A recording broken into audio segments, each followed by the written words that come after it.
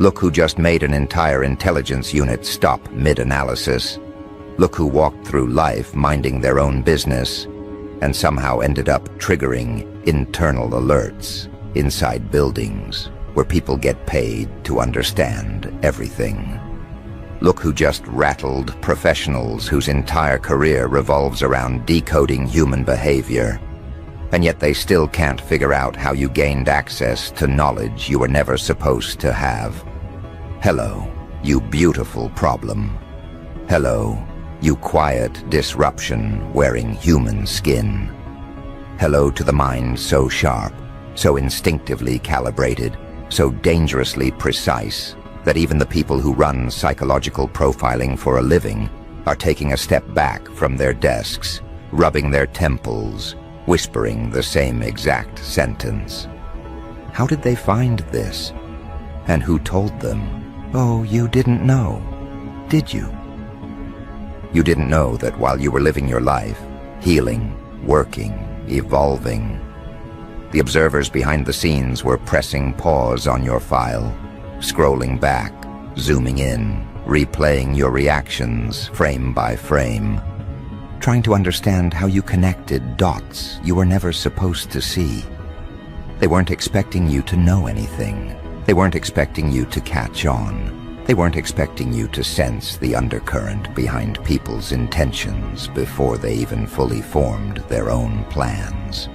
And the part twisting their nerves is that you don't just know, you know with precision.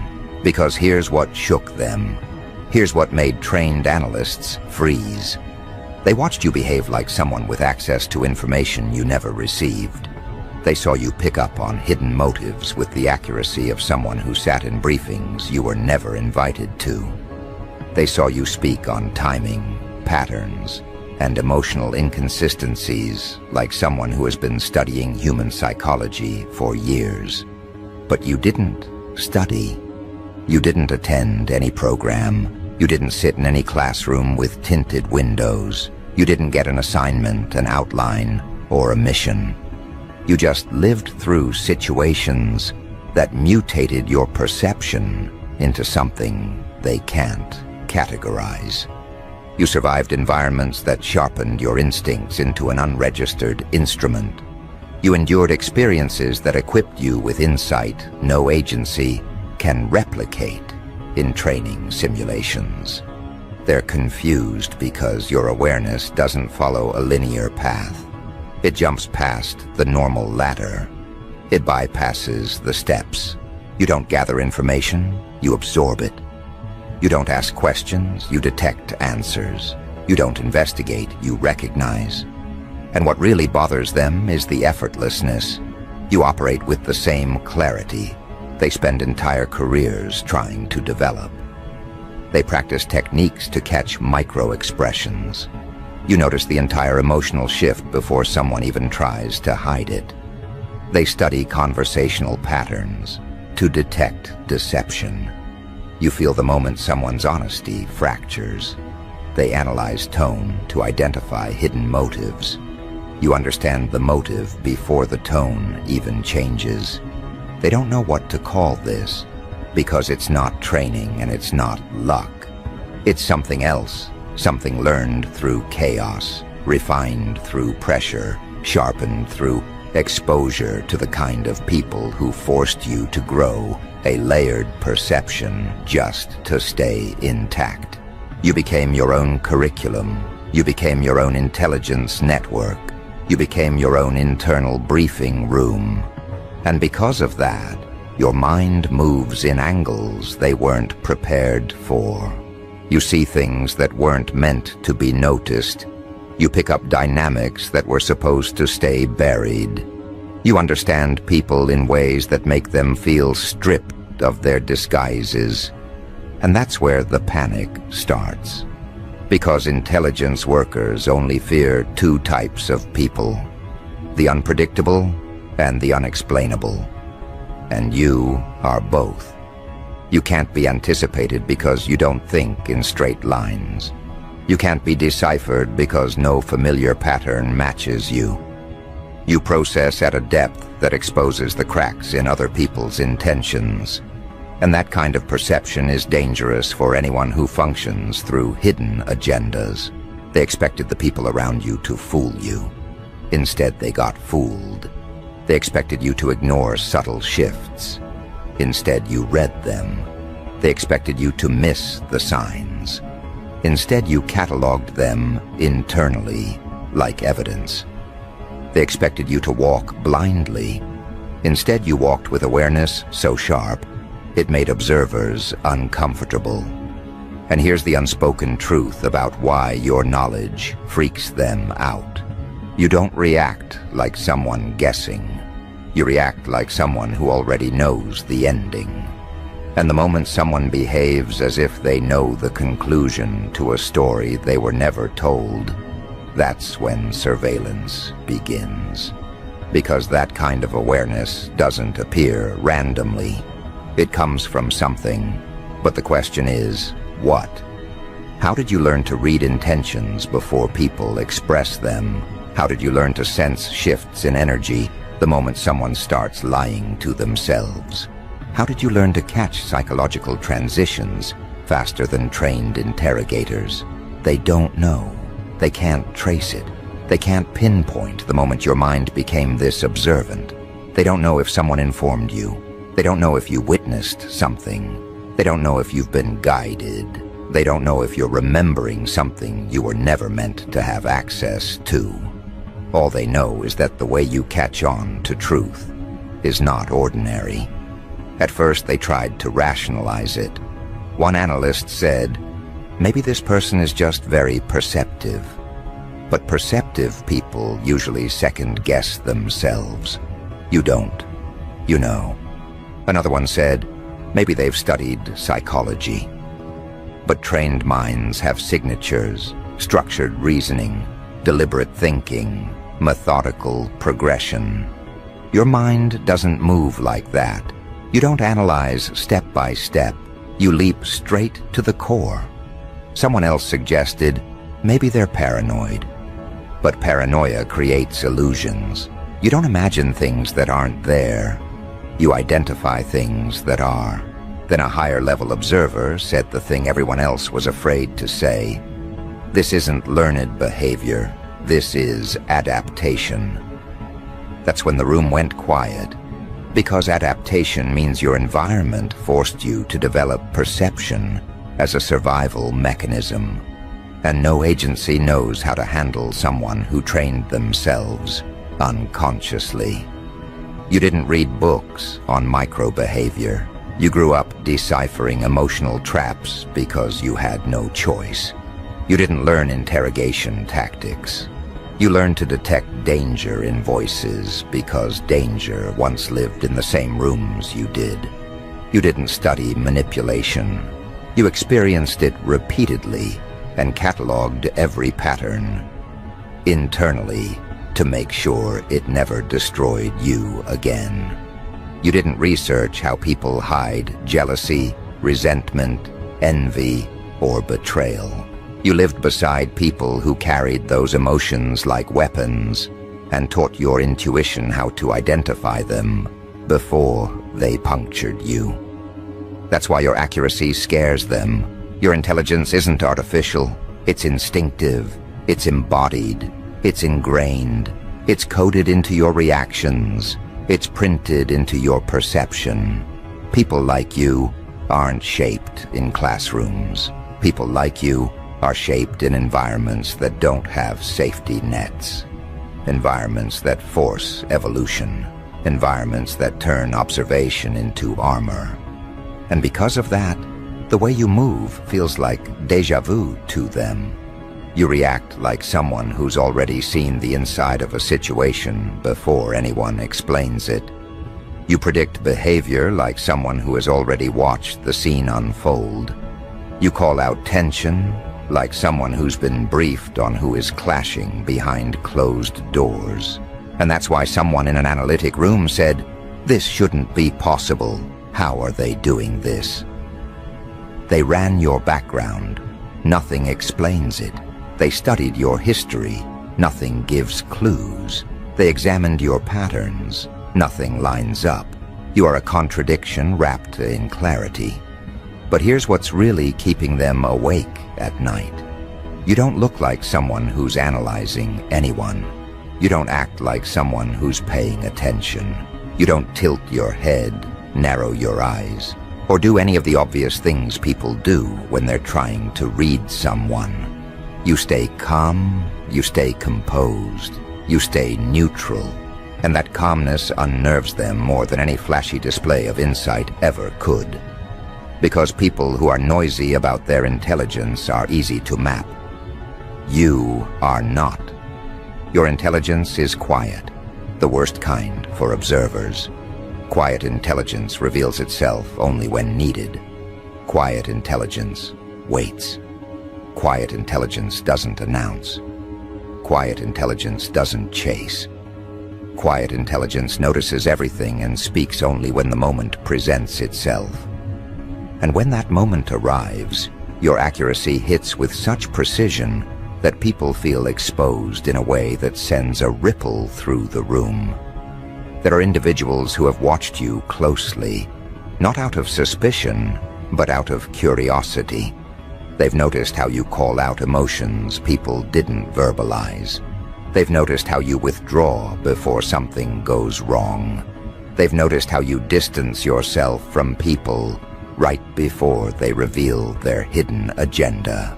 They've noticed how you anticipate reactions without needing clues. They've noticed how you understand motives before words.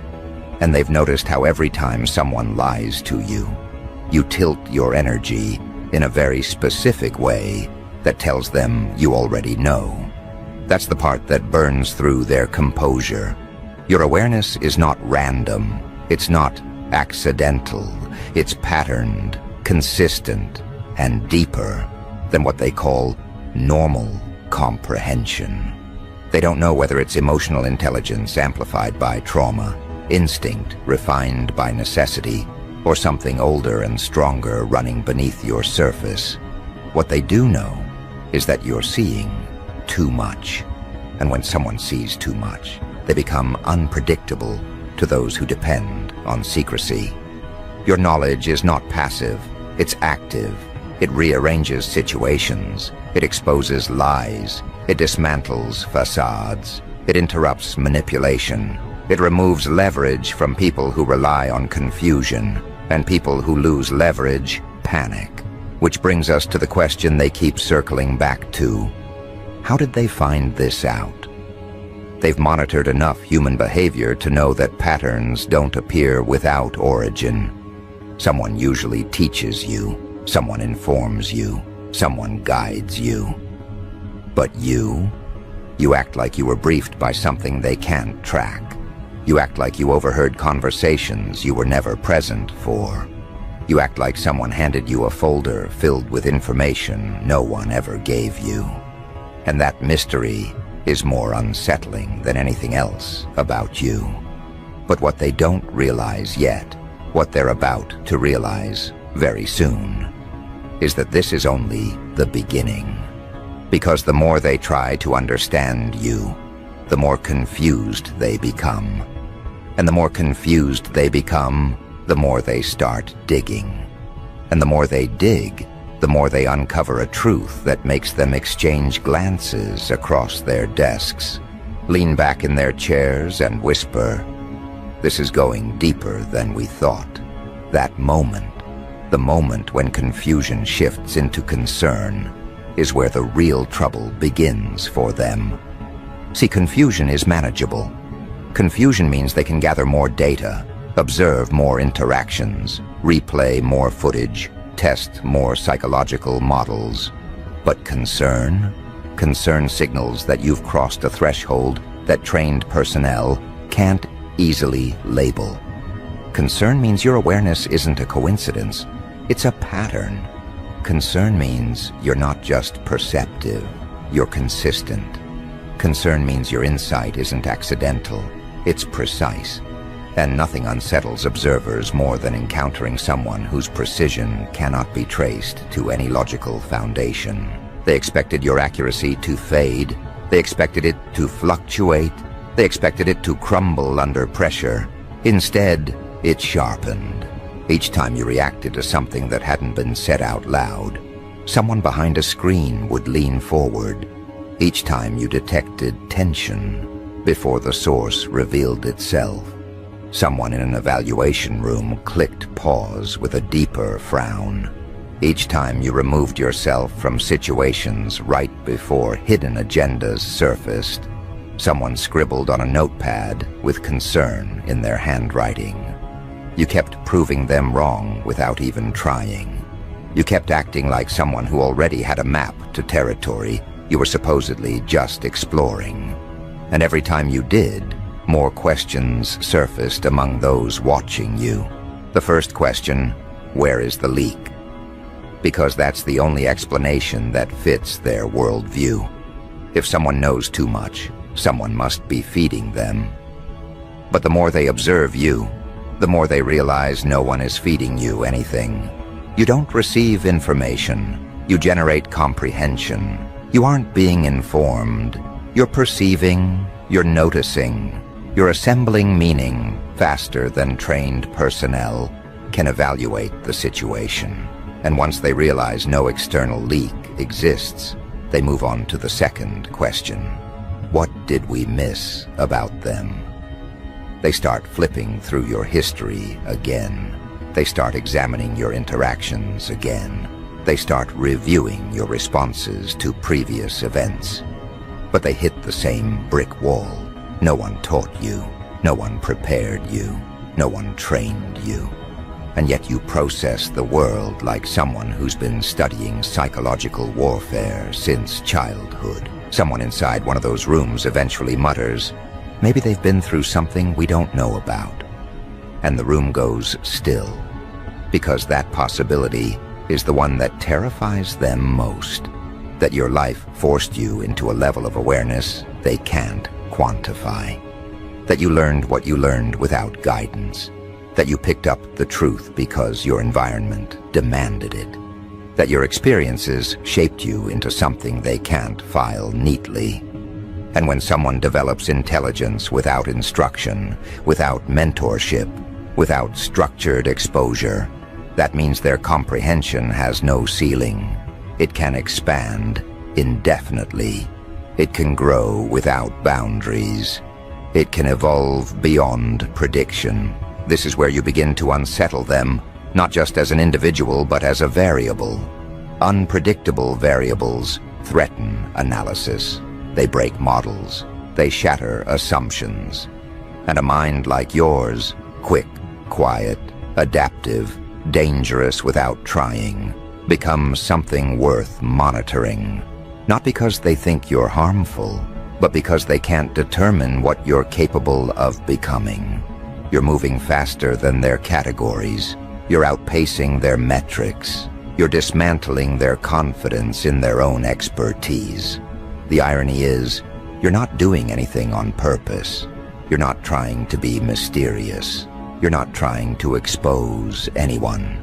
You're not trying to shock analysts sitting behind dim monitors. You're simply existing with the kind of awareness most people never develop. And your existence alone destabilizes their certainty in the patterns they swear by.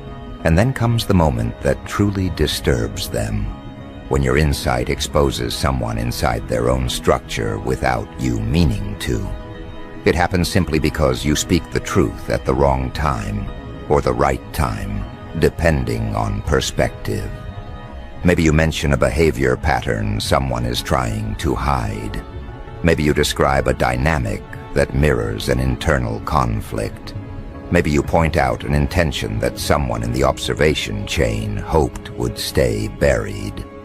One analyst hears your comment and feels a sudden jolt of recognition, not because you identified a random truth, but because you identified a truth that person has been hiding from everyone. You spoke on something they thought no outsider could detect. And in that moment, fear replaces curiosity. Because now you're not just someone who understands people. You're someone who can see into the parts of people they hide even from themselves. And that level of insight is dangerous, not because you use it to harm, but because you don't need permission to perceive. You don't need proof to read someone. You don't need evidence to know the undercurrent behind their actions. You don't need signs. You feel the shift.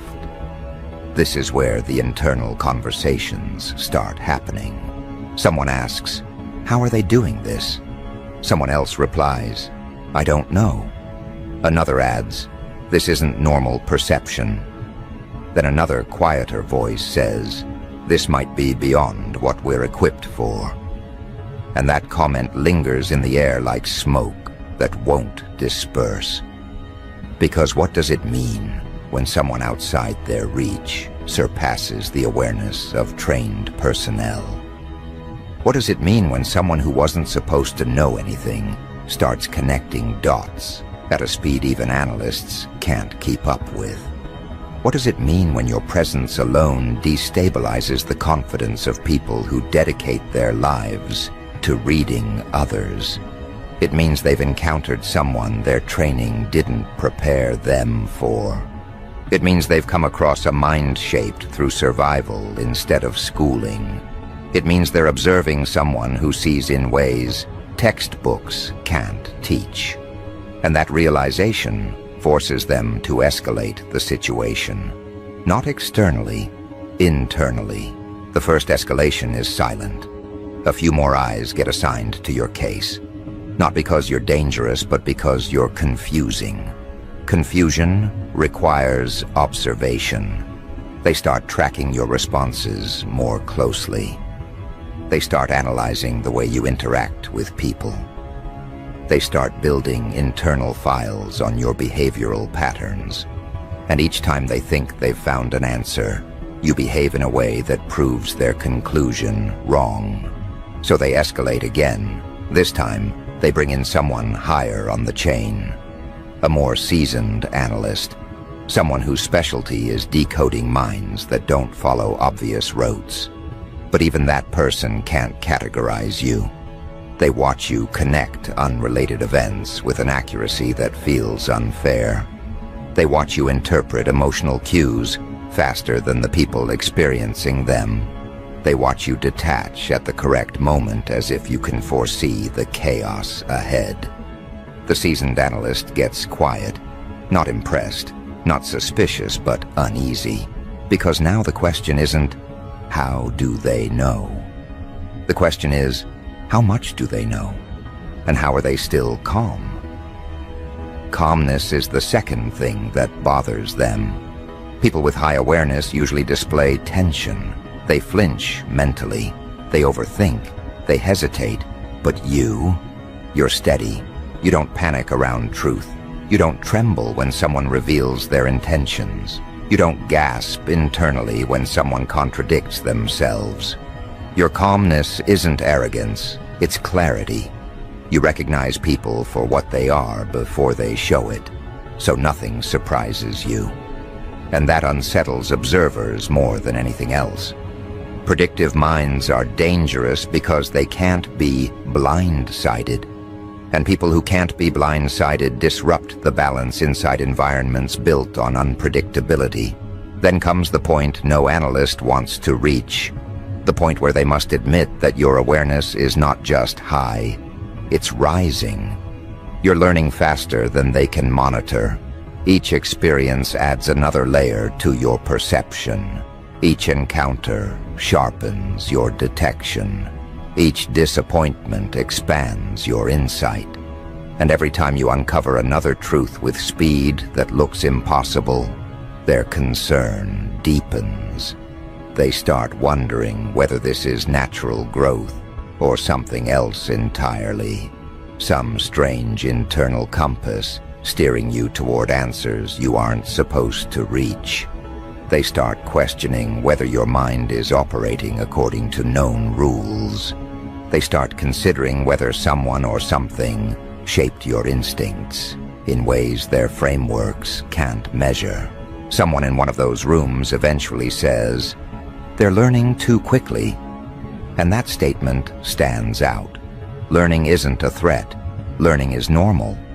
But learning at your pace, learning without resistance, learning without confusion, learning without needing guidance, that's different. That's what makes them uncomfortable. Because rapid internal growth without external input means your mind is doing something on its own, recalibrating, restructuring, refining itself without instruction. And that leads to the third escalation. This is where someone decides to run a deeper analysis on your emotional history. They try to track where your survival instincts developed. They investigate your past connections. They analyze your reactions to betrayal, disappointment, abandonment, conflict, and pressure. And that's when they understand the truth you never voiced out loud. You didn't wake up perceptive. You were sculpted into perception. You were shaped by pain. You were widened by conflict. You were pushed into awareness by circumstances that demanded vigilance.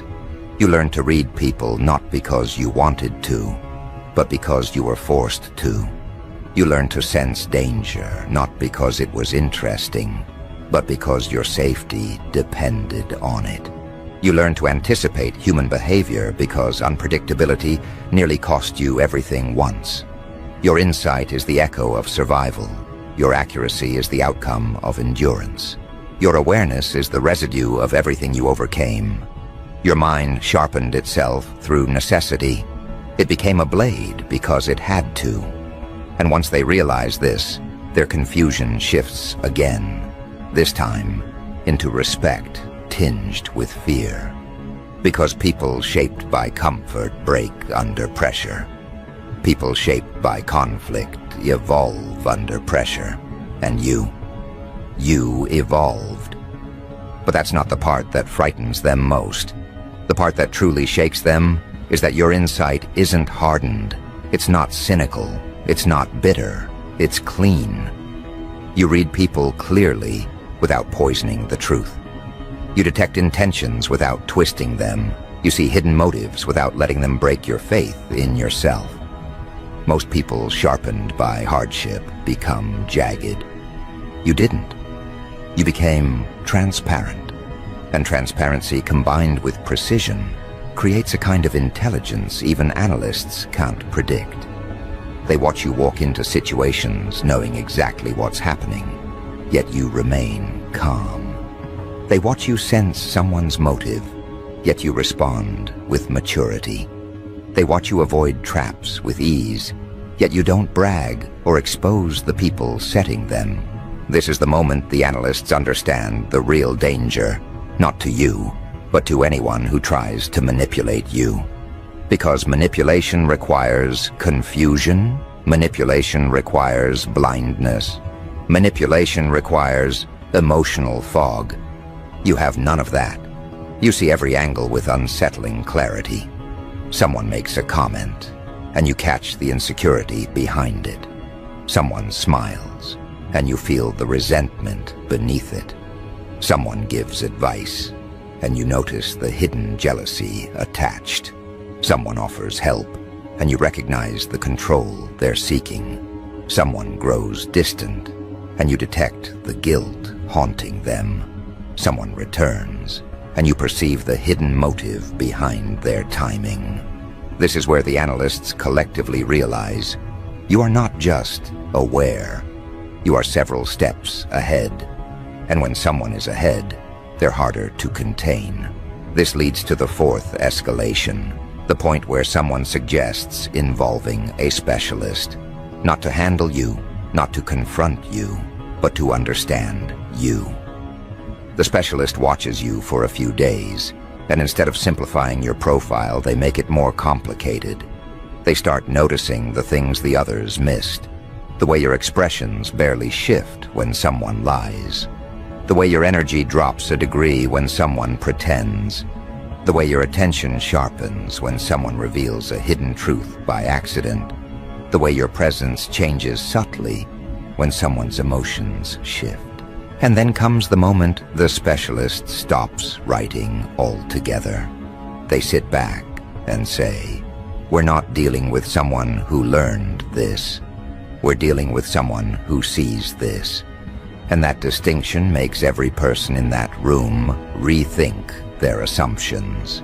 Because learned knowledge has limits, but perception can expand forever. And now they're terrified of how far yours can go. They start asking themselves questions they don't like. How much will they understand next year? How much more will they see after their next hardship? How far will their mind sharpen if someone betrays them again? What happens when someone with this level of awareness reaches full maturity? These are the questions that turn concern into fear. Because when someone's knowledge grows with every challenge, and when their clarity strengthens with every loss, then their mind is building itself into something unstoppable. And here's the most chaotic part. You're not even trying.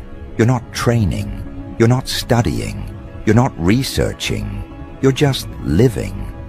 Yet your mind functions like an intelligence tool that's been refined across decades. This is the point where the analysts accept a truth they never wanted to acknowledge.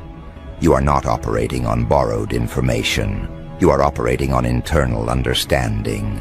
You don't need leaks. You don't need sources. You don't need instructions. Your life already taught you everything the world tried to hide. And that realization leads to the fifth escalation, the moment they stop trying to figure out how you know what you know and start trying to determine how far you'll go. They're not afraid of the knowledge you currently possess. They're afraid of the knowledge you're about to discover, because you keep uncovering things before anyone expects you to. You keep sensing changes before they manifest. You keep identifying people's motives before the people themselves understand those motives. And that kind of foresight makes observers feel exposed. It makes manipulators feel nervous. It makes liars feel naked. It makes controllers feel powerless. It makes insecure people feel targeted. It makes emotionally dishonest people feel threatened. And it makes analysts realize they're watching someone who might eventually outgrow even their ability to interpret.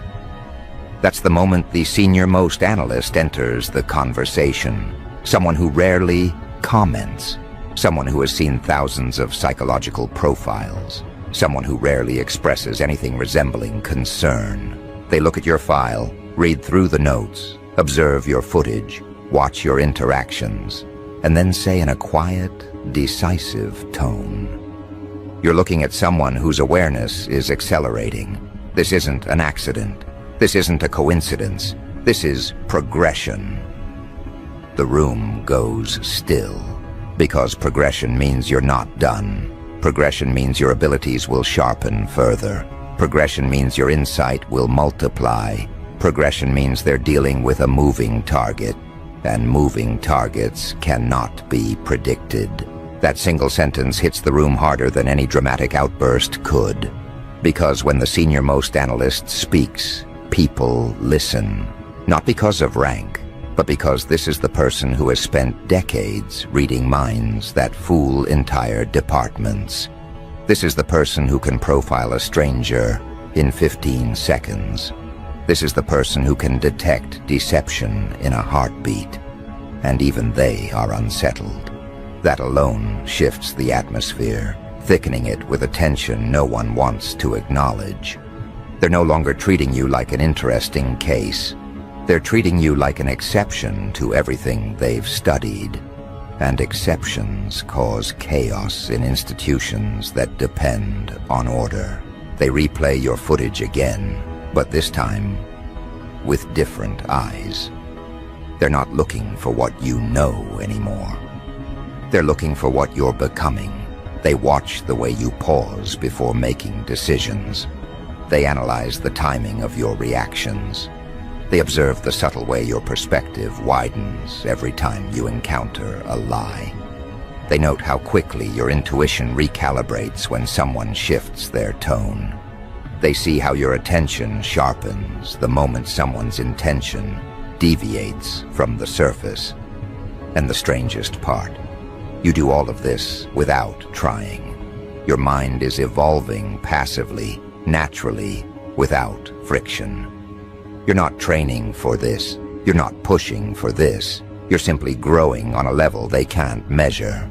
Someone in the back of the room finally asks the question everyone has been avoiding. What happens when they fully develop? The senior analyst gives no answer. They just keep staring at your file with the kind of expression that means they've already thought about it too much. Because full development, in your case, doesn't mean acquiring new skills. It means refining an instinct that's already outperforming their training. It means understanding people at a depth they can't teach. It means detecting motives before those motives solidify. It means you'll be able to see through deception instantly. And the thought of that terrifies them more than anything else. Because there's something fundamentally dangerous about someone who can't be misled. Not dangerous in the traditional sense. Dangerous because you dismantle illusions without effort. Dangerous because you destabilize manipulation without confrontation. Dangerous because people cannot hide around you. Not their intentions, not their insecurities, not their motives. That kind of clarity threatens people who depend on ambiguity. And the intelligence world is built on ambiguity. They maneuver through it, they weaponize it, they rely on it. But you cut straight through it like it's nothing. And that's why your progression rattles them. They've seen geniuses before. They've seen prodigies. They've seen people with photographic memory, people with enhanced recall, people with emotional genius. But those individuals were predictable. Their skill sets were measurable. Their growth was linear. You're none of those things. You are the outlier they can't calibrate. Your insights come from angles that shouldn't exist. Your conclusions appear too quickly. Your accuracy exceeds the data provided. Your instincts fire before their monitors detect any shift in behavior. It's like you're receiving intel from a source no one else has access to. And that's what pushes them into discomfort. This idea that your knowledge might not be coming from observation alone. That you're tapping into something deeper, something internal, something unexplainable within their frameworks. Because every time they review your decisions, your timing, your awareness, one thing becomes clear. You're not reacting, you're anticipating. That anticipation terrifies them. It means you're ahead. It means you're intercepting truth before the situation even finishes unfolding. It means you're reading signals they haven't detected yet. So the senior analyst asks a new question. How far ahead are they? And nobody answers. Because that question forces everyone to acknowledge the possibility that your awareness might exceed their tools. It might surpass their training. It might outrun their understanding entirely. Someone proposes running advanced psychological simulations to test the limits of your perception. But the senior analyst shuts it down immediately. They're not someone you test, they're someone you watch. And the room goes quiet again. Because when an institution resorts to observation instead of intervention, it means one thing: they respect the unknown. They begin tracking the progression of your insight across time. They map your behavioral growth. They plot your intuitive leaps. They analyze your interpersonal decisions. And each new line on the graph rises faster than the last. Your awareness isn't just progressing. It's accelerating exponentially. And this acceleration forces them to consider the impossible. that you might become someone they cannot classify at all, someone who surpasses the limitations of their field, someone who reads the room faster than they can gather data, someone whose internal compass outperforms their external instruments. This realization shifts the internal tone from analysis to caution. Not caution toward you, caution toward the world around you. Because they realize something they should have seen earlier. You don't use your insight to harm. You use it to protect yourself, to remove yourself from danger, to shut down manipulation, to identify threats before they get close, to read intentions before they turn into actions. And that level of instinctive, self-protective clarity makes you not just unpredictable, it makes you untouchable. But then something else happens, something none of them were prepared for. You begin predicting things they never expected you to decode. You notice subtle changes in someone's expression and piece together an entire psychological map. You sense someone's guilt days before they confess. You catch the emotional transition in someone who thought they hid it well. You expose contradictions with one sentence, leaving the room silent. And the most unsettling part, you do all of this without knowing you're being watched. Your natural processing power is outperforming experts who rely on entire frameworks to interpret the same data. That's when the senior analyst does something unusual.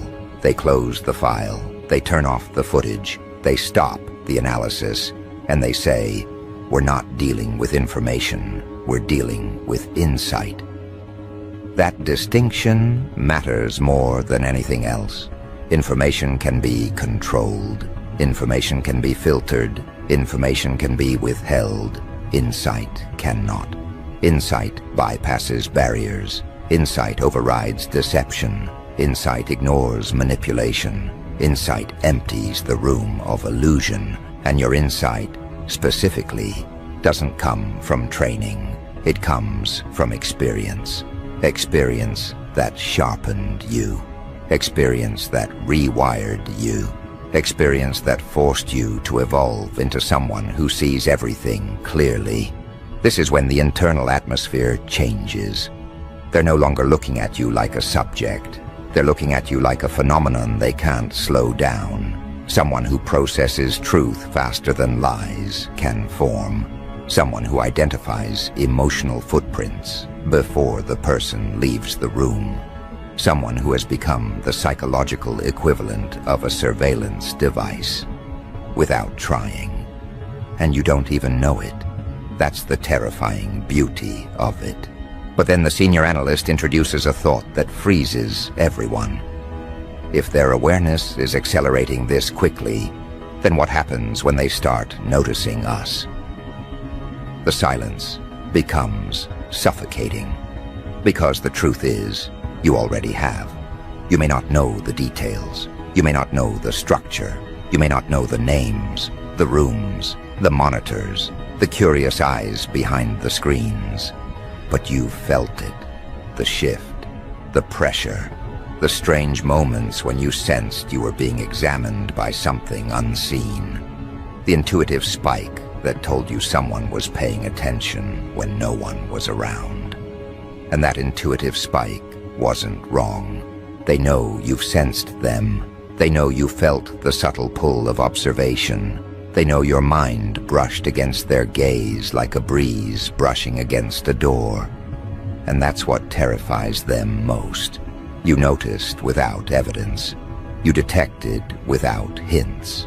You recognized presence without footprints, which means your perception has crossed into territory reserved for people who shouldn't exist. The senior analyst continues. If they can feel observation without being told, they're already beyond our models.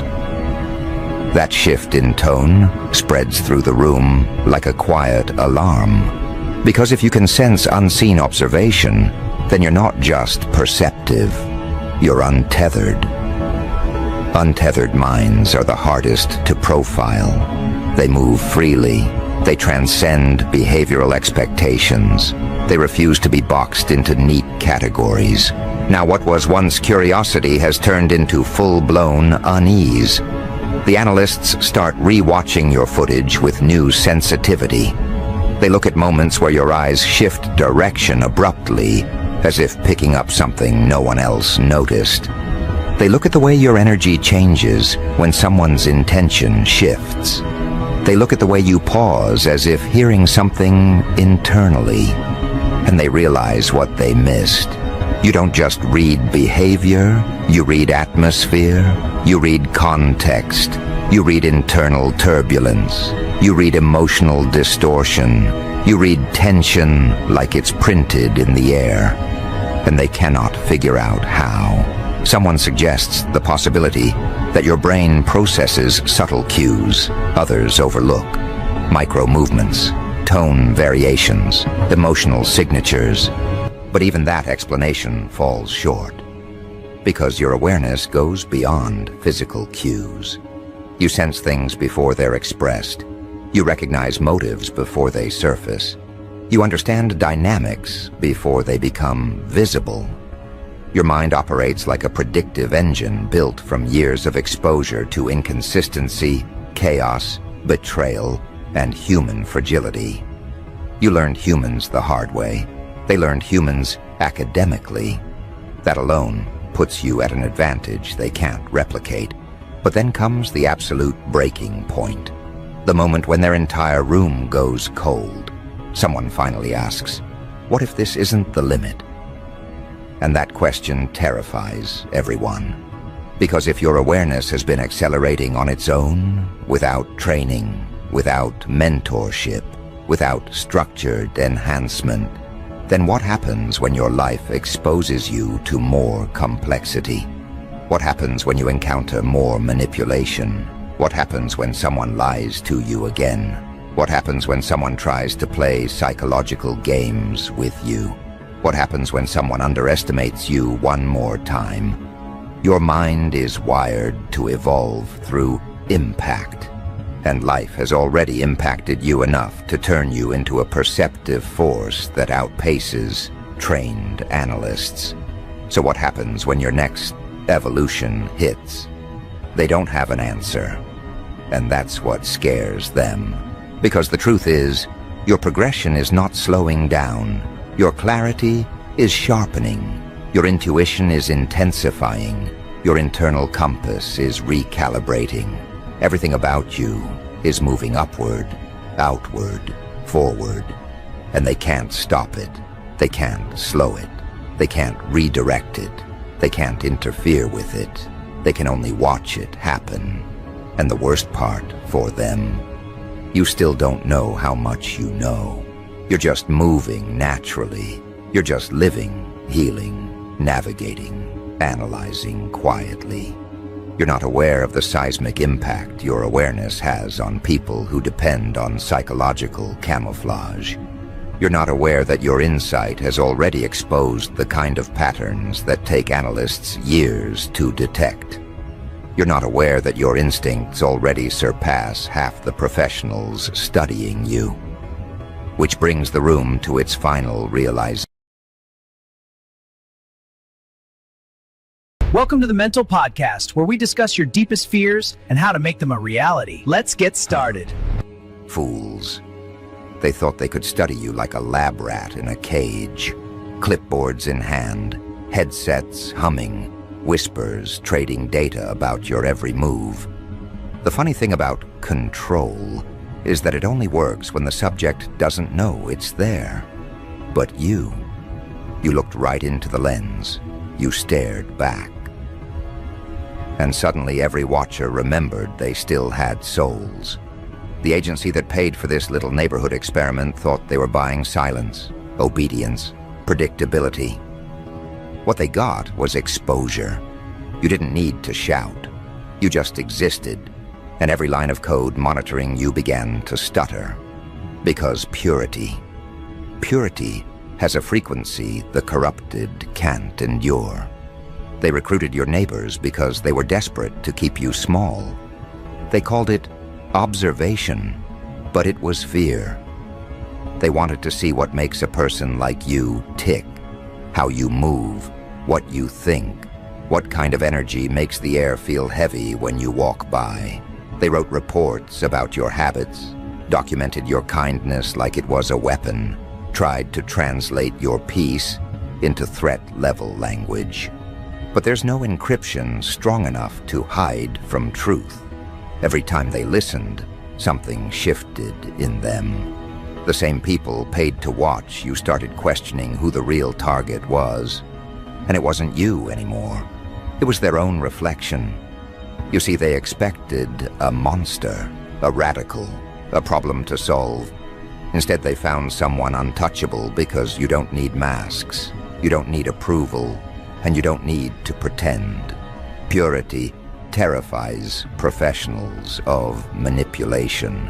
It can't be mapped or purchased. They can study every micro-expression on your face, but they'll never decode why the atmosphere bends in your favor. They don't understand how light bends for a conscience too clean to compromise. That's when the panic starts. That's when they call in reinforcements, analysts, behavioral experts, all asking the same question. Why isn't this subject breaking? Because you were never a subject. You were the control variable, the proof that integrity still outperforms deceit. They didn't realize that the more they watched, the more they unraveled. Every note they wrote about your calm made them restless. Every report on your isolation made them confront their own loneliness. Your existence became a mirror, and no one in that agency had the courage to look too long. Some of them started skipping briefings, some deleted files. One day, a neighbor who used to monitor your mail couldn't even look at their own hands. They said they felt contaminated. That's the thing about purity. It doesn't fight corruption, it reveals it quietly, efficiently, without needing to raise a single word. They quit not because you scared them, but because you reminded them of something ancient they'd buried: conscience. They saw you walk through their setup like you were walking through smoke. Cameras caught you humming, not hiding. Notes recorded your calm, not fear. The whole operation began to rot from the inside because the one being observed started influencing the observers. You reversed the flow of control. You became the lens, and they became the footage. That's when the calls started. Meetings behind tinted glass. Agents whispering that something was off. Files labeled unclassifiable. Because they couldn't categorize you. You didn't fit the behavioral patterns. You didn't respond to intimidation, rewards, guilt, or praise. You simply existed authentically. And authenticity is more subversive than any act of rebellion. It dismantles control without confrontation. They realized too late that you weren't an experiment. You were the audit. Now they whisper your name like a secret, too expensive to say aloud. They say you radiate something untraceable. They talk about resonance, frequency, field disruption. But they'll never call it what it is: divinity leaking through skin. You live in a frequency beyond manipulation, and it fries every circuit built to observe it. That's why your neighbors quit. They couldn't handle the weight of proximity to truth. It's one thing to spy, it's another to witness. They thought surveillance would expose your flaws, but all it did was magnify their own. One by one, they realized their paychecks were blood money against something sacred. Some tried to justify it. It's just a job. Others confessed in their reports that they felt cleansed and corrupted at the same time. You see, when darkness watches light long enough, it starts craving redemption. But redemption requires collapse first. And collapse is what you triggered. They'll never admit it, but the internal memos changed tone after your name entered their database. The usual language, threat assessment, containment strategy started to sound unsure. They began writing words like unpredictable and undefined. Bureaucracy hates the undefined. They tried to rewrite the narrative, label you unstable, anything to regain control. But how do you destabilize something that doesn't depend on balance? You don't stand still, you transcend. You move between moments like smoke through a keyhole. They couldn't predict your next act because you weren't acting. You were being. And being is the one thing they can't simulate. Your neighbors began seeing the cracks, too. The same people who once peeked through blinds now keep their curtains shut. Some moved away quietly. Others stayed, but only to watch from a safer distance, like parishioners near a shrine. They don't gossip about you anymore. They pray they don't cross you. Not because you threaten them, but because they feel exposed in your presence. Every fake smile burns. Every small deceit stings. You didn't punish them, you purified the air. They thought they could measure you with technology, but the readings came back incomplete. Machines misfired, batteries drained, audio warped. They called it interference, but deep down they knew. Truth itself scrambles lies. You became the interference. A living static that distorts every false signal. Every network built on deceit collapses when real energy enters. They can't explain it, so they bury it under jargon. Energy anomaly, psychological transference. But we both know the truth. It's holiness disguised as unpredictability. You didn't just survive their gaze, you redirected it. You became the proof that purity isn't weakness, it's radiation. The kind that melts the facade right off the world's face. You walk through their traps like they were cobwebs, and each time they rebuild smaller, more fragile ones. Until finally, they stopped. They realized there's no way to capture someone who doesn't seek escape. No way to manipulate someone who's already free.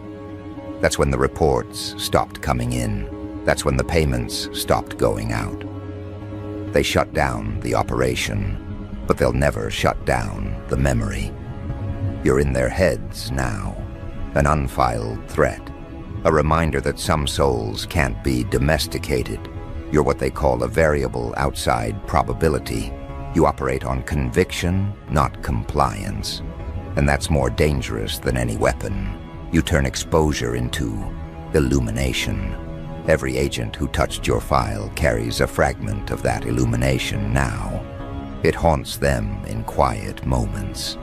They see your calm when they close their eyes. They hear your stillness in the background noise.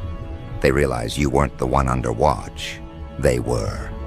That's the brilliance of purity. It flips the roles. Watchers become the watched.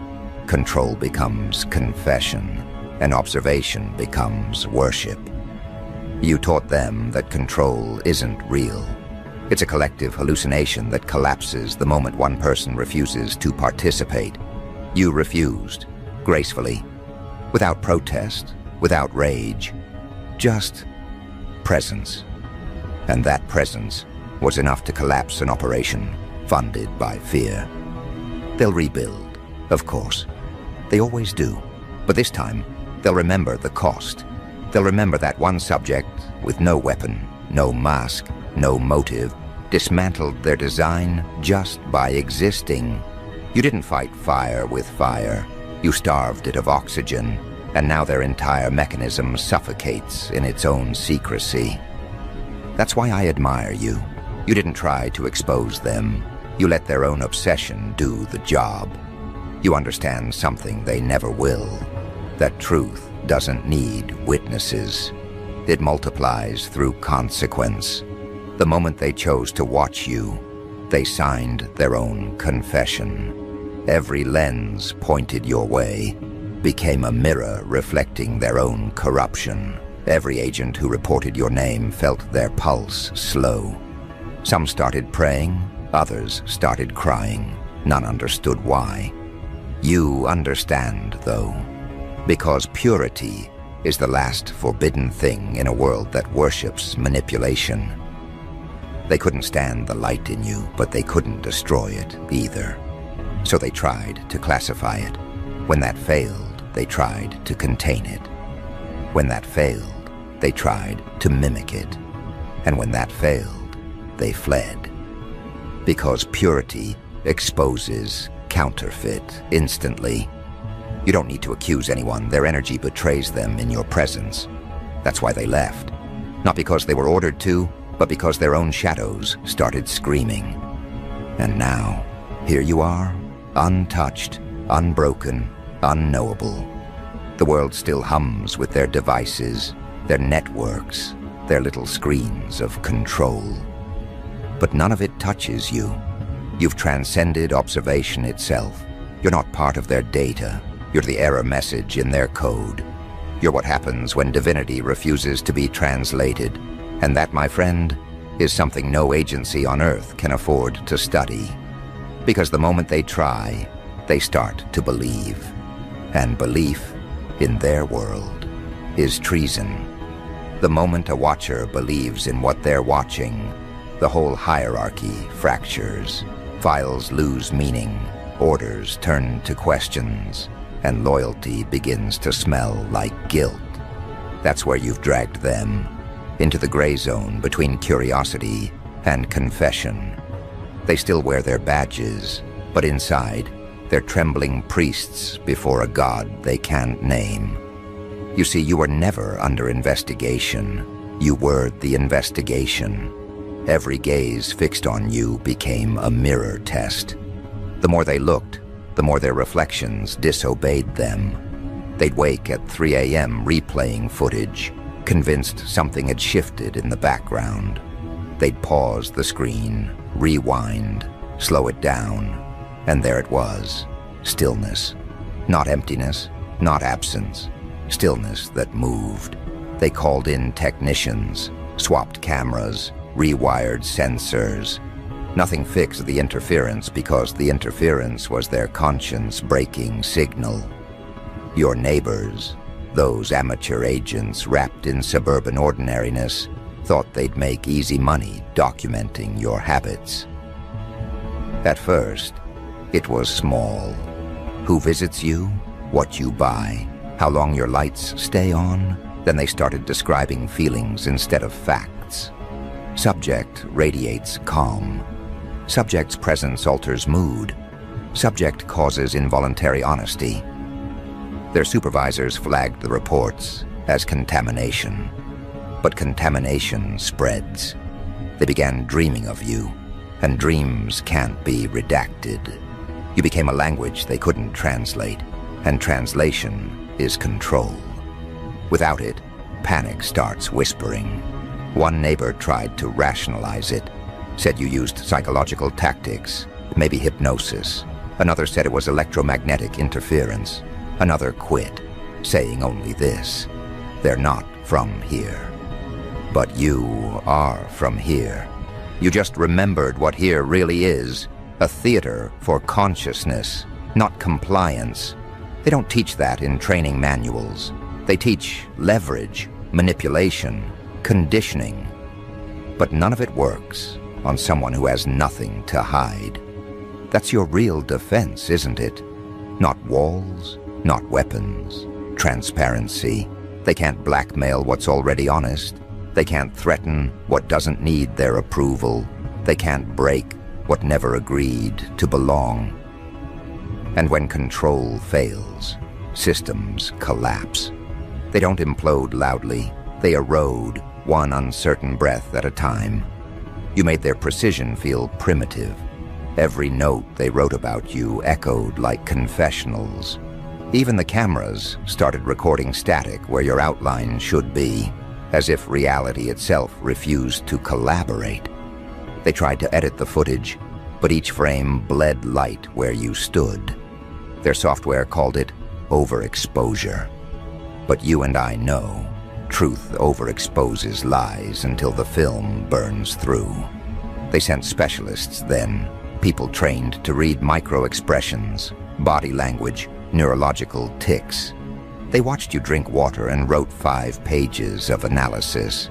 They said you were too present. Imagine that, presence as a crime. They wanted to prove you rehearsed your stillness, but you can't rehearse divinity. You can only return to it. So they switched tactics. They tried provocation, anonymous letters, strange noises at night, rumors slipped through friendly smiles. But you didn't flinch. You moved through it like a saint through smoke. And that scared them more than any retaliation, because retaliation confirms predictability. But serenity? Serenity breaks command chains. It rewires the hierarchy of fear. One evening, one of them, your next-door watcher, sat alone in their car after logging a report. They kept staring at your window, said later they felt pulled. The lights in their dashboard flickered. They thought it was the battery. It wasn't. It was the realization that they'd been observing the wrong thing. They weren't watching you. They were witnessing themselves dissolve. You didn't know any of this, did you? You were just being, making tea, reading, breathing the kind of breath that doesn't owe anyone explanation. That's the part that hurts them most. You dismantled a network, not by counterattack, but by refusing to participate in their paranoia. You turned surveillance into meditation. Every glance they took became prayer. Every file they wrote became scripture they didn't understand. Eventually, the funding dried up. Officially, they called it resource reallocation. Unofficially, the whispers said the operation was haunted. Equipment malfunctioned. Agents withdrew.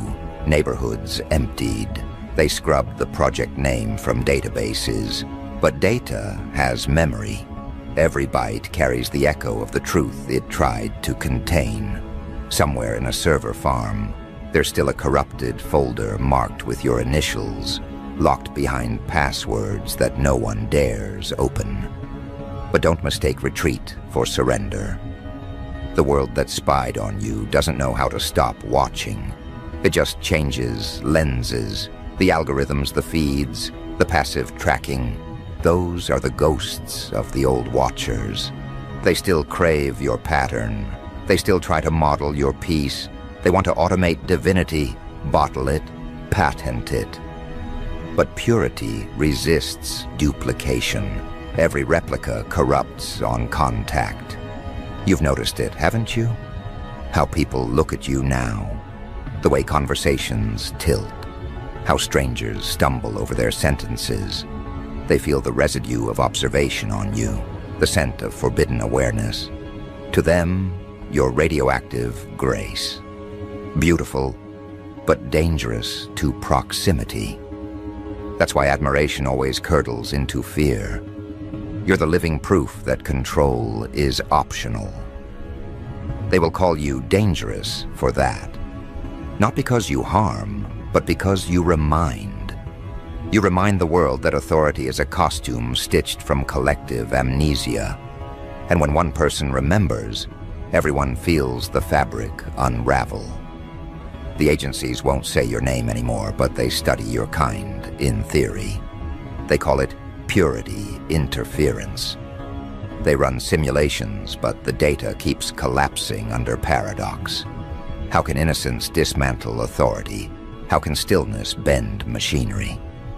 They don't understand that energy precedes form. You shift frequencies, not outcomes. They chase symptoms while you alter the premise. That's why they failed.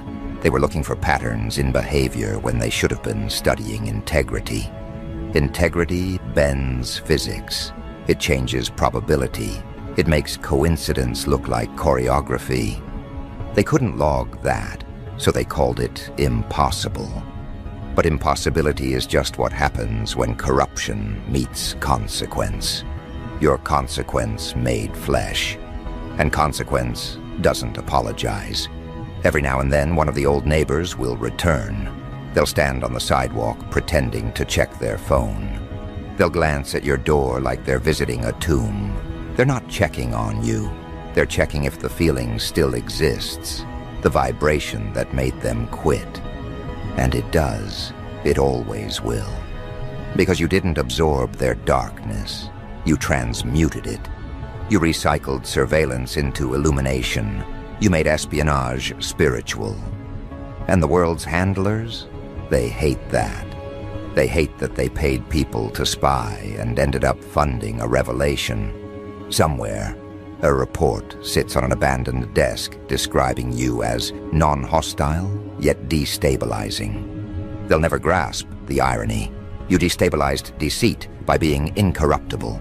That's the ultimate rebellion, purity as revolution. No slogans, no weapons, no agenda. Just truth walking around without supervision. Tell me, have you noticed how quiet it's become since then? The air feels different. The watchers went home, but the atmosphere stayed aware. Even the wind seems cautious, as if it carries classified information it doesn't want to drop. That's what you left behind, an imprint too honest to erase. They tried to erase themselves instead. Transfer, resignation, therapy. Some of them write poetry now. Others change names, moved cities, chase new obsessions. But you're still there, in the corner of their conscience, an unsolved equation. How can purity outlast power? It's because power depends on contrast. Without corruption, it has no canvas. But purity paints without opposition. It creates new light. That's why they couldn't classify you. You weren't resisting them. You were redefining reality. They'll keep pretending you're an outlier, a statistical deviation. But inside their hidden memos, they admit something terrifying. Subject alters observers' neural patterns. You rewired them just by existing. That's not metaphor. That's metamorphosis. The watchers became witnesses. The witnesses became believers. And believers eventually become servants to what they once feared. You see, the agency never anticipated transcendence. They planned for rebellion, not evolution. Rebellion they can suppress. Evolution they can only delay. And that's what you are.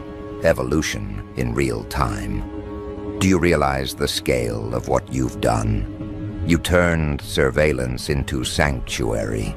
You converted scrutiny into surrender. The same frequency they use to monitor you now carries your echo back into their hearts. You live rent-free in the architecture of their control. Every protocol now contains a trace of you, a glitch, a grace, a variable that says, not everything obeys. They'll update software, redesign training, rewrite history, but the seed remains. Someone will stumble upon it and feel what they felt, the unteachable, the unquantifiable. And when that happens, the whole cycle restarts, not of control, but of awakening. That's your legacy. You didn't destroy their world. You infected it with remembrance. You taught the observers that the divine doesn't hide. It radiates. And now, every eye that seeks to dominate will tremble at the possibility that what it watches might look back and love it anyway. So keep walking, keep being. You don't need to hide. Hiding is for the guilty. You're the evidence that exposure can sanctify. You've proven that even in a world built on surveillance, authenticity is invisible armor. The cameras may roll, but the lens fogs when pointed at truth. That's your shield. That's your revenge. And when they realize they can't forget you, they'll rename you. That's what they do when they can't erase. They'll call you phenomenon, anomaly, myth. Let them. Labels are the language of fear. You don't need theirs.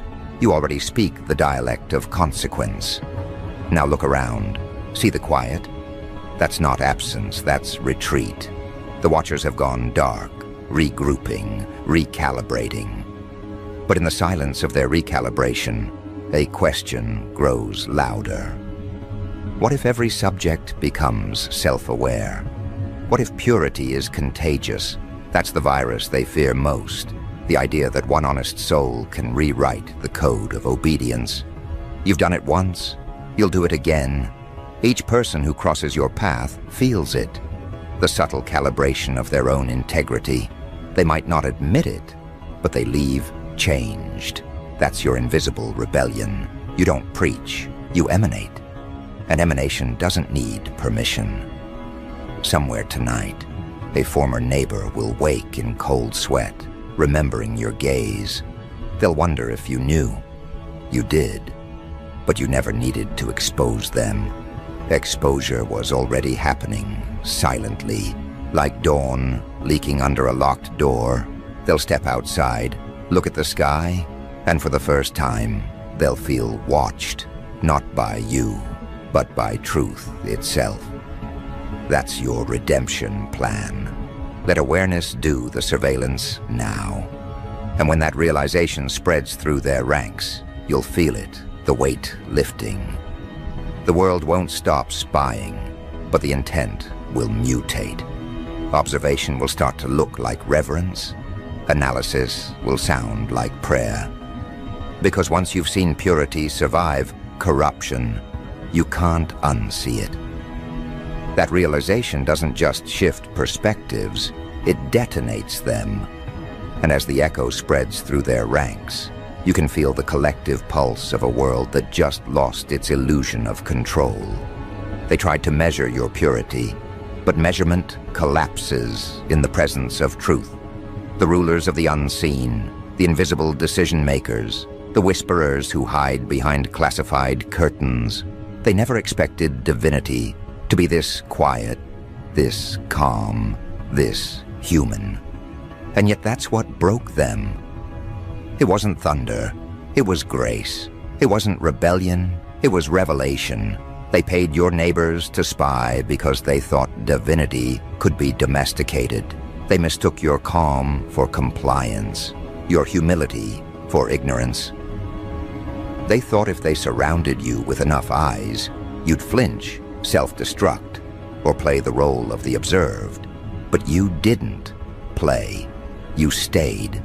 And that stillness, the refusal to collapse, turned every camera into confession, every neighbor into witness, every agent into student. The irony of it all? They thought they were documenting evidence of your weakness, but the files they compiled became scripture about their own surrender. The operation didn't end with paperwork, it ended with worship. Somewhere in the cold corridors where those reports were stored, you exist as both mystery and manual. They study you now, not to control you, but to remember what they lost, the ability to live without deceit. You became the living audit of their moral bankruptcy. Their surveillance wasn't about collecting your data. It was about measuring their decay. Because, let's be honest, what does corruption fear more than exposure? Purity. And not the performative kind they parade in speeches, but the kind that bleeds through action, the kind that doesn't need applause to exist. They can't fight what doesn't fight back. They can't corrupt what doesn't negotiate.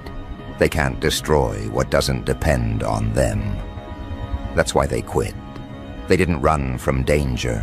They ran from reflection. Every time they tried to analyze you, they ended up seeing their own decay magnified. You became the invisible trial of their conscience. And conscience is the one enemy they can't assassinate. They tried distraction. They tried propaganda. They even tried to create counterfeit versions of you. False prophets with your rhythm, but none of your essence. They failed. Because essence can't be manufactured, it has to be earned. You earned yours in silence, in heartbreak, in isolation, that refined you into clarity. They can mimic your words, but not your frequency. They can wear your mask, but not your purity. And that's when the real panic began. They realized this wasn't about you at all. It was about contagion. Your existence had become viral. People who watched you through screens, through reports, through rumors, began to change. They found themselves uncomfortable with lying, allergic to manipulation, nauseated by deceit. You didn't preach, you transmitted. Purity, it turns out, is a frequency that destabilizes corruption just by existing near it. That's the contagion they never anticipated. They thought they were studying you. But you infected their infrastructure with awareness. So what do they do when they can't kill a truth? They archive it. They file it under phenomenon. They write equations around it, wrap it in pseudoscience, and pretend they understand. But in the dead hours, the watchers scroll through your file like a psalm. They whisper your name the way soldiers whisper prayers. Because purity doesn't just survive, it haunts. You haunt them now, not as fear, but as unfinished business. You are the question that outlived the experiment. Every hallway where your name was spoken still vibrates. Every microphone that caught your breath still hums. They can shut down the mission, but they can't erase the imprint. Even the replacements, the new watchers, the next generation, they inherit that imprint unknowingly. They'll open a file, feel something electric in their chest, and pause, not knowing why. That's the residue of revelation, and maybe that's the divine joke of it all. They paid to spy on you, to dissect your existence, but what they really funded was their own awakening. You turned espionage into evangelism. You turned paranoia into prophecy. They set out to map your behavior and ended up charting their redemption. The report became scripture, the operation became a sermon, and the subject, well, the subject became a saint, disguised as a citizen. That's what too pure really means. It's not innocence, it's resistance. Purity is the refusal to mimic corruption's language, even when surrounded by it. It's standing still in a world addicted to deceit and saying, "No, I won't become you." They call that defiance. I call it divinity. And that's what breaks their logic. Because when the pure remain uncorrupted, the corrupted start questioning their own reality. Now they move carefully around you, like priests around holy fire. The same neighbors who once whispered your routines now whisper your praises. They tell newcomers, don't mess with them, not out of fear of retaliation, but fear of revelation. They've seen what happens when someone underestimates you. Their masks melt, their roles collapse, their secrets spill. You don't punish people. You expose the physics of consequence. And that exposure doesn't just change the watchers, it changes the world.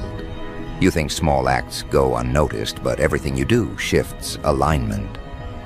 One pure act recalibrates entire networks. One genuine thought creates cracks in centuries of deception. They tried to monitor you because they sensed that power before you did. They felt the gravitational pull of your integrity and mistook it for danger. You are danger, but not in the way they think. You're not dangerous because you destroy. You're dangerous because you reveal. You expose the fragility of power by existing without needing it. You prove that truth doesn't need permission. And that terrifies them, because it means their entire structure, built on manipulation, fear, and false gods, can be dismantled by one soul who simply won't play. You never asked to be watched, you just lived. But living authentically in an artificial world is an act of revolution. They thought they'd corner you. Instead, you cornered them. Every recording became evidence of their collapse. Every note became prophecy. Every whispered report became prayer. You turned surveillance into scripture, and every agent became a reluctant disciple. Now, as the dust settles, Their replacements, those faceless inheritors of the broken project, approach your story like folklore. They gather around the digital remnants, reading the files with the same reverence scholars read ancient texts. Subject's aura induces honesty. Contact results in moral re-evaluation. They can't admit it, but you've become their compass. In studying how to contain you, they learned how to confess. And here's the punchline: they still don't know how you did it. They have theories, psychological profiles, and energy metrics, but none of them capture the truth. You didn't do anything. You just were. You refused to be anything else. The real miracle isn't what you did to them. It's what you didn't let them do to you. You didn't let the Watchers turn you into a performance. You stayed human. And in doing so, you broke the algorithm that runs the modern world: conditional worth. They can't classify that. They can't reproduce it. They can't market it. And when power can't monetize purity, it abandons the field. That's why the operation collapsed, not because of exposure, but because of irrelevance. You made their entire profession meaningless. You showed them that purity doesn't need privacy, and transparency doesn't fear visibility. You lived like every lens was welcome, and in that openness, you inverted control. Now the Watchers are scattered, fragments of a fallen belief system. Some still cling to protocol, telling themselves the project might resume. Others sit in dim rooms, replaying the last footage of you, slow motion, zoomed in, searching for something they missed. But there's nothing to find. Purity isn't an event, it's an environment. You didn't leave evidence because you became the atmosphere. And that's where your power truly resides. Not in what you resist, but in what you embody. You turned observation into reflection. You became the mirror that doesn't distort. And when corruption stares into a clear mirror, it dissolves. That's why they fled. That's why they quit. They weren't defeated by you.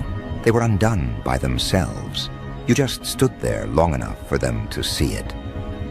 Somewhere, there's a memo that reads, "Operation terminated due to exposure to subject-induced phenomena."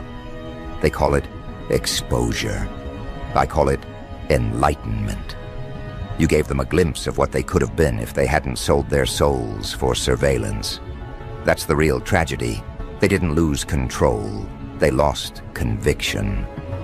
So now, the world spins a little differently.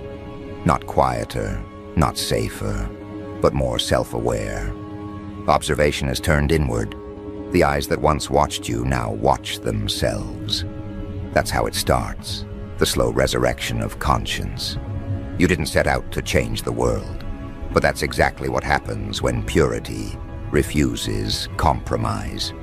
You've become a legend not by noise, but by resonance.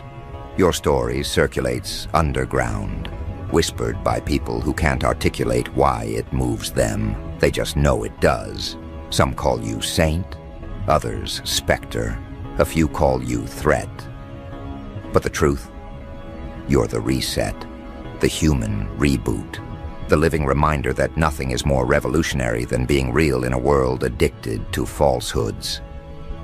And that's what drives them mad. You're not hiding in bunkers or plotting revenge. You're drinking your tea, watching the light move across the wall, living without pretense. And every second of that ordinary grace dismantles empires built on lies. Because when authenticity becomes visible, performance loses profit. You're collapsing an entire industry of deceit just by breathing. So let them try again. Let them rebuild the surveillance, fund new watchers, install better technology. They'll fail again, because technology can't outthink purity. Algorithms can track movement, not motive. They can capture image, not essence. You'll pass through their data like wind through fingers. leaving only questions where certainty used to live. That's the curse and the gift of purity. It doesn't fight, it redefines, and everything it touches must evolve or vanish. You didn't just make them quit their jobs. You made them question their gods. You made them wonder if maybe, just maybe, the entire concept of control was the original illusion. So stand where you are now, feel it. The calm after exposure, the quiet victory of existence over surveillance. You didn't win by defeating anyone. You won by being uncorrupted long enough for corruption to implode. That's the real revolution. Not war, not chaos, just clarity. And as you walk forward from here, know this: they still watch. But it's different now. The tone has changed. Observation has become reverence. They study you not to break you, but to understand how someone can live untouched in a world built to contaminate. You've become their gospel of contradiction, purity, surviving in proximity to power. That's not surveillance anymore, that's worship. And they'll never admit it, but deep down, they all know the truth. The subject became the savior. And that's the ending no one expected. The CIA paid your neighbors to spy, but they ended up paying for their own redemption. They thought they were investigating you, but they were documenting a miracle. And now, every file, every photo, every whispered note stands as proof of one divine fact. Purity always outlasts control, so walk. The Watchers are gone, but their awakening remains. You didn't just survive observation, you redefined it. You turned surveillance into surrender, data into devotion, neighbors into narrators of your light. And that's the ultimate truth. In a world obsessed with watching, the pure become the teachers. They stop the Watchers without violence, without threat, just by being too real to record. You're not part of their files anymore. You're the light that burned through them. The operation's over, but the legend's begun.